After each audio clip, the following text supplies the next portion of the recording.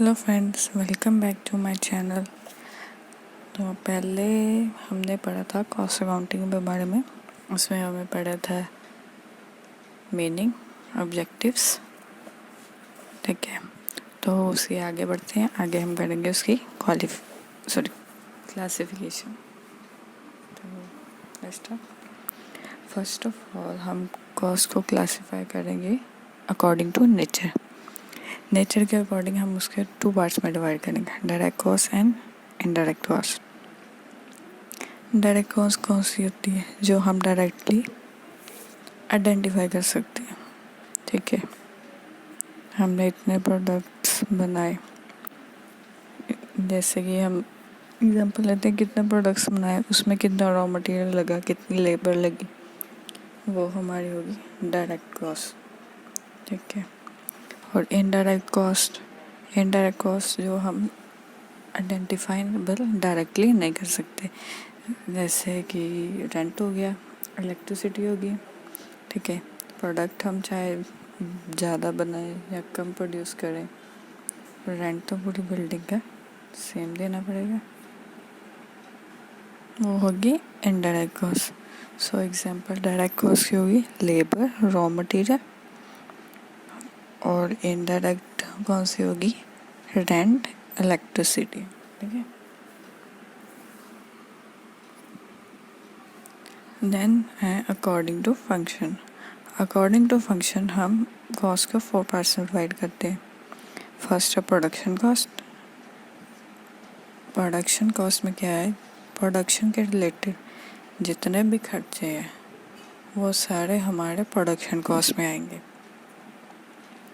जो भी हमने प्रोड्यूस किया, उसमें कितनी लेबर लगी, कितना रॉ मटेरियल, कितना वेस्टेज हुई, ठीक है, जो भी हमारा कितनी मशीनरी कौन सी यूज़ हुई, वो सारा कुछ हम प्रोडक्शन कॉस्ट में लेंगे। एडमिनिस्ट्रेशन कॉस्ट में एडमिनिस्ट्रेशन चार्जेस आएंगे, जैसे सैलरीज होगी, स्टेशनरी पे कितना खर्चा हुआ, प्रिंटिंग के कितना खर्चा हुआ। ठीक है, एडमिनिस्ट्रेशन के रिलेटेड जो भी है वो सारा एडमिनिस्ट्रेशन कॉस्ट में आएगा। नेक्स्ट है selling and distribution cost. Selling and distribution cost में हमें आएंगे सेल्स के रिलेटेड कॉस्ट और डिस्ट्रीब्यूशन। सेल्स में क्या आएगा? सेल्स में करने के लिए हम एडवर्टाइजमेंट करते हैं, उसका खर्चा। सेल ऑफिसर्स लगाते हैं, सेल्समैन होते हैं, वो उनकी सैलरीज वो इसमें आएगी।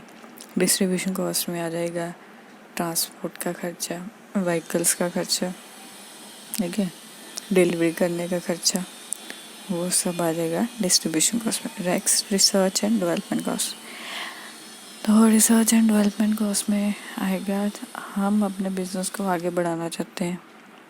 ठीक है, उसके लिए रिसर्च करनी पड़ेगी, मार्केट में क्या चल रहा है, क्या चाहिए, क्या लोगों की डिमांड है, किस उसके अकॉर्डिंग हम अपनी प्रोडक्शन को बढ़ाएं या घटाएं। ठीक है, कैसे हम अपने को बिजनेस को आगे डेवलप करें मोर प्रॉफिट कमाने के लिए, वो रिसर्च एंड डेवलपमेंट कॉस्ट में इंक्लूड होगा। तो नेक्स्ट है according to behaviour.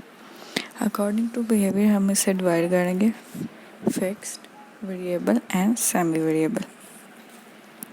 Fixed cost कौन सी है? जो हमारी फिक्स्ड है, हमेशा फिक्स्ड रहती है, चाहे हम प्रोडक्शन कम करें या ज़्यादा, प्रोडक्ट हम ज़्यादा बनाएं या कम बनाएं, हमारी कॉस्ट वो फिक्स है, वो वेरी नहीं करती। इसकी एग्जांपल ले लेते हैं हम, रेंट है, बिल्डिंग का रेंट है, वो हमारा फिक्स है, वो चेंज नहीं हो रहा, चाहे हम 2 यूनिट बनाएं, चाहे हम 100 बनाएं, चाहे 1000 बनाएं। जो बिल्डिंग का खर्चा है, रेंट है, वो हमें पूरा का पूरा देना ही पड़ेगा, वो होगी फिक्स। वेरिएबल होती है जो हमारी प्रोडक्शन के साथ साथ चेंज हो रही है, जैसे रॉ मटेरियल और लेबर। ठीक है, रॉ मटेरियल हम उतना ही लाएंगे जितने हमने प्रोडक्शन करनी है। अगर 10 यूनिट बनाने हैं तो 10 यूनिट का रॉ मटेरियल लाएंगे, अगर ज़्यादा बनाए तो ज़्यादा लाएंगे, है ना। तो ये होगी वेरिएबल कॉस्ट, जो हमारी चेंज होती रहती है अकॉर्डिंग टू द यूनिट्स हमने कितने बनाने हैं। नेक्स्ट है सेमी वेरिएबल। सेमी वेरिएबल में आगे जो दोनों के फीचर्स इंक्लूड होते हैं, कुछ हिस्सा उसका फिक्स होता है, कुछ वेरिएबल होता है। इसमें हम एग्जांपल ले रहे हैं, बैक्स इलेक्ट्रिसिटी होगी, ठीक है, हमें पता है इतना खर्चा मिनिमम तो आना ही आना है, बिल उसके ऊपर जा ही सकता है, ठीक है। कुछ हिस्सा फिक्स हो गया, कुछ वेरिएबल होगा। और हम ले लेते हैं केबल चार्जेस, घर में केबल लगाते हैं, डिश चार्जेस D2H है, उसमें पता है मिनिमम कुछ मिनिमम रेंट है, वो तो जाना 130 है शायद, इतना ही है, 130 वो मिनिमम हमने भरना है। उसके ऊपर आपको डिपेंड करता है आपने कितने चैनल्स देखने हैं, उसके अकॉर्डिंग आपका जो बिल है वो बढ़ जाएगा या कम होगा, वो वेरिएबल कॉस्ट होगी। इसमें कुछ ही थोड़ा सा फिक्स्ड है, थोड़ा वेरिएबल, क्या हो गया, सेमी वेरिएबल, ठीक है। तो नेक्स्ट है अकॉर्डिंग टू कंट्रोलेबिलिटी। कंट्रोलेबिलिटी में आ जाएंगे दो, कंट्रोलेबल, अनकंट्रोलेबल। सिंपल, जो हम कंट्रोल कर सकते हैं, अनकंट्रोलेबल जो नहीं कंट्रोल कर सकते। एग्जांपल ले सकते हो कंट्रोलेबल में स्टेशनरी चार्जेस, ठीक है। आजकल जैसे मोबाइल फ़ोन्स आ गए, लैपटॉप्स, टैब्स, कंप्यूटर्स, तो लिखने का काम कम हो गया, पेपर वेस्टेज नहीं हो गया, पेपर वर्क कम हो गया, इधर खर्चा कम हो रहा है, पेन नहीं लगेगा, पेपर नहीं लगेगा, सब काम कंप्यूटर्स पे हो रहा, ठीक है। वो होगी कंट्रोलेबल, जैसे हम थोड़ा कंट्रोल कर सकते हैं। अनकंट्रोलेबल जैसे रेंट है ना, रेंट तो हमें देना ही देना इतना, रेंट हो गया, इंश्योरेंस होगी, बिल्डिंग की इंश्योरेंस करा रखी है, उसकी इंस्टॉलमेंट हर महीने इतनी जानी है, उस पर हमारा कोई कंट्रोल नहीं है, ठीक है। ये हो गया अनकंट्रोलेबल। नेक्स्ट है नॉर्मेलिटी। नॉर्मेलिटी में आ जाएगा नॉर्मल और अब नॉर्मल।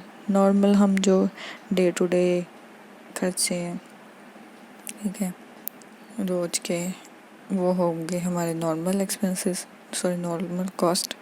और जो अब नॉर्मल कॉस्ट होगी, अब नॉर्मल होगी जो बहुत रेयर है, जैसे कोई नेचुरल कैलेमिटी होगी, ठीक है, बाढ़ आ गई, हमारा सामान ख़राब हो गया, फायर लग गई फैक्ट्री में, ठीक है, वो होगी हमारी अब नॉर्मल कॉस्ट, ओके। जो हमें पता नहीं है, हो भी सकती है, इसके लिए हम अलग से फंड भी वैसे रखते हैं, ठीक है। वो होगी हमारी नॉर्मेलिटी के according. Next according to time, इसे हम 2 पार्ट में डिवाइड करते हैं, हिस्टोरिकल एंड प्रीडिटरमिन।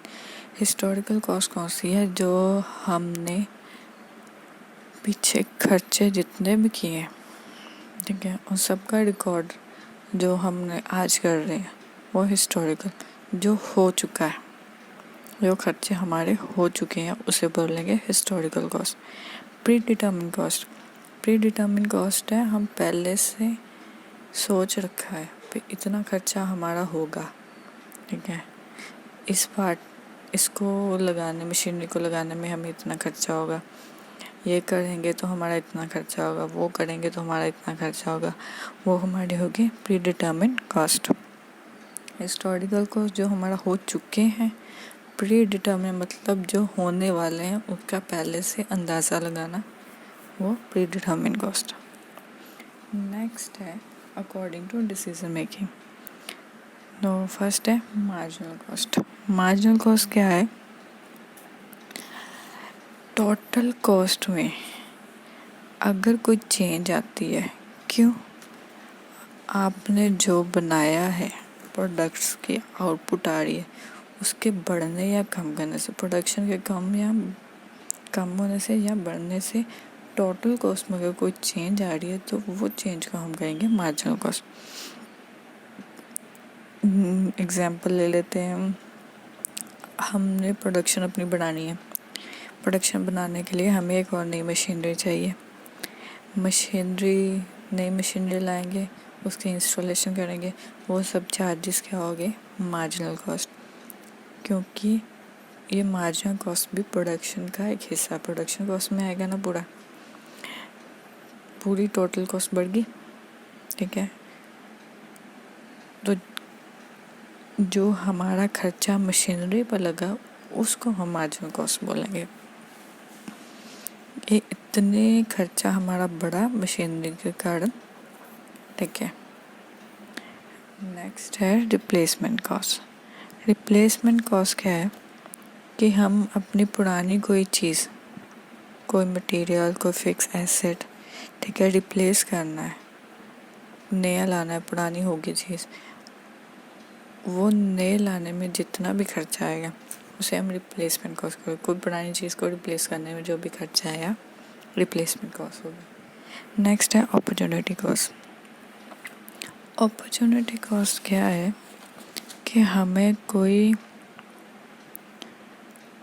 नया काम करने के लिए जो भी हमारा खर्चा हो रहा है, जो भी हमारा कह लो हमें कॉस्ट लग रही है, वो हमारी होगी अपॉर्चुनिटी कॉस्ट। हम जैसे कह लें कि आपके पास, आपको एक जॉब लगी हुई है, ठीक है, आप 10,000 उसमें से कमा रहे हो, 10-20,000 लगा रहे हो, पर आप चाह रहे हो कि नहीं मुझे आगे स्टडी करनी है, फर्दर स्टडी करनी है, उसके लिए आपको जॉब छोड़नी पड़ेगी, ठीक है, टू गेन समथिंग न्यू। आप कुछ नया कमाना चाह रहे हो, पढ़ाई भी तो एक कमाई है ना, ठीक है। तो उस नई काम करने के लिए आपने वो पढ़ाई करने चले गए, जॉब छोड़ दी, जो आपको 20,000 का लॉस हुआ है वो अपॉर्चुनिटी कॉस्ट थी, ठीक है। ये जो कॉस्ट, ये अपॉर्चुनिटी थी, मतलब आपको एक नई अपॉर्चुनिटी मिली, आप उसमें शिफ्ट हो गए, जो आपने उसका सेक्रीफाइस किया जिस कॉस्ट का, उसे हम बेसिकली अपॉर्चुनिटी कॉस्ट बोलते हैं। ये जो कॉस्ट है वो काउंटिंग रिकॉर्ड्स में रिकॉर्ड नहीं करते, बस हम इसे डिसीजन मेकिंग में यूज़ कर सकते हैं। वैसे इससे, क्योंकि हम सिर्फ मॉनेटरी टर्म्स को यूज़ करते हैं, ये हमारा एक तरह का लॉस भी नहीं है, गेन भी नहीं है, ठीक है। तो ये थी हमारी अपॉर्चुनिटी कॉस्ट। नेक्स्ट है संक कॉस्ट। संक कॉस्ट होगी जो हमने खर्चा कर चुके हैं, जो हमारे पैसे पता हमारे वापस नहीं आएंगे, जो हमारा चला गया, जो डूब गया। संक का मतलब भी डूबना होता है। जो हमारा डूब चुका है वो हमारी होगी संक कॉस्ट, ठीक है। नेक्स्ट है डिफरेंशियल कॉस्ट। डिफरेंशियल कॉस्ट क्या है, इसमें भी है टोटल कॉस्ट में अगर कोई डिफरेंस आ रहा है, क्यों आ रहा है, क्योंकि हम एक अल्टरनेटिव से दूसरे अल्टरनेटिव में जा रहे हैं, ठीक है। कोई किसी चीज़, मशीनरी ले लो, हमारे पास 2 ऑप्शन है, एक की कॉस्ट 10,000 है, दूसरे की कॉस्ट 8,000 है, ठीक है। दोनों में डिफरेंस जो आ रहा है 2,000 का हो गया, वो हमारी होगी डिफरेंशियल कॉस्ट, ठीक है। नेक्स्ट है शट डाउन कॉस्ट। हमें अपना बिजनेस को बंद करने के लिए, शट डाउन करने के लिए जो भी कॉस्ट लगेगी वो हमारी होगी शट डाउन कॉस्ट। नेक्स्ट है capacity cost. Capacity cost, capacity cost में क्या है, इसमें हम देखते हैं इस जो भी हम बिजनेस में खर्चे हो रहे हैं उनको सही तरह से चलाने के लिए, प्रोडक्शन, अब मीन्स कह लो हम अपने बिजनेस को कॉन्टीन्यूस फ्लो में चलाने के लिए जो भी खर्चा आ रहा है उसे हम कैपेसिटी कॉस्ट कहते हैं। ये एक तरह की फिक्स कॉस्ट है, ठीक है। ये कॉस्ट हम किस किस में प्रोडक्शन में, एडमिनिस्ट्रेशन, सेलिंग, मतलब हर लेवल पर हम जो भी कॉस्ट इनकर कर रहे हैं ताकि सब काम प्रॉपर वे में चलता जाए, उसे हम बोलते हैं कैपेसिटी कॉस्ट। ये एक लॉन्ग टर्म कॉस्ट है जो कि सारा साल चलती रहती है कंटिन्यूस, और ये जो है पहले से ही डिसाइड होती है, ये प्लानिंग डिसीजन का एक हिस्सा है, ठीक है। So that's all.